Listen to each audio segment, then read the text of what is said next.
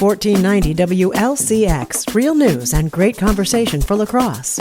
Here's your Daily News Roundup.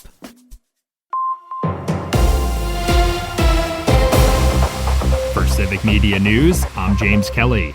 A federal court has ruled that the Trump administration cannot block congressionally approved funding to expand electric vehicle infrastructure. In a press release on Tuesday, Wisconsin Attorney General Josh Kaul announced the court granted summary judgment last week and concluded that the Trump administration's effort to withhold the funding violated the Administrative Procedure Act. Wisconsin joined a coalition of over a dozen states in filing the lawsuit, seeking to protect congressionally approved funding through the National Electric Vehicle Infrastructure Formula Program. Wisconsin is due to receive over $62 million of funding through the program, in addition to the overall economic impact from the jobs created. Attorney General Kaul also highlighted the environmental benefits of expanding the state's electric vehicle infrastructure, making it more feasible for residents to consider purchasing an electric vehicle. The National Electric Vehicle Infrastructure Formula Program awards grant funding to businesses like gas stations, restaurants, and hotels to help cover the cost of installing electric vehicle charging stations.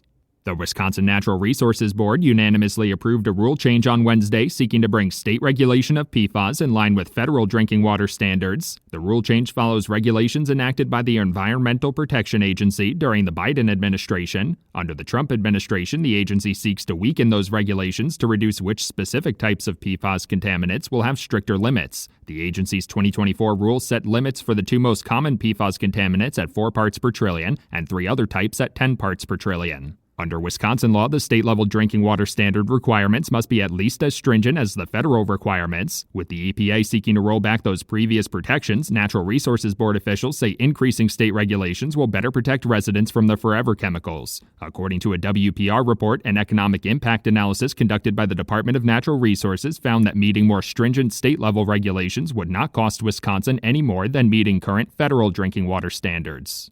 For Civic Media News, I'm James Kelly.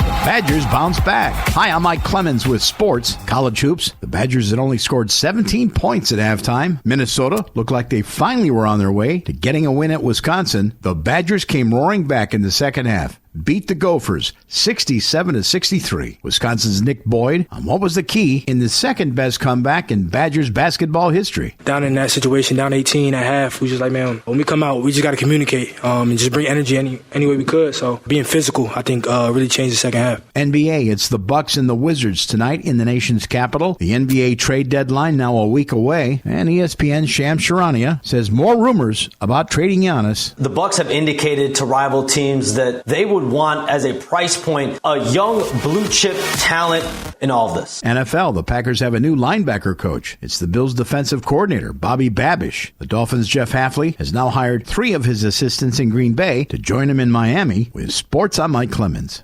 Mostly sunny today with a high right around 11 this afternoon. The wind won't be strong, but it will be enough to keep that wind chill hovering around 0 here for most of the day. Tonight, partly cloudy, down to 4 below 0 for a low. Tomorrow, sunshine with a high of 13. I'm meteorologist Sean Cable.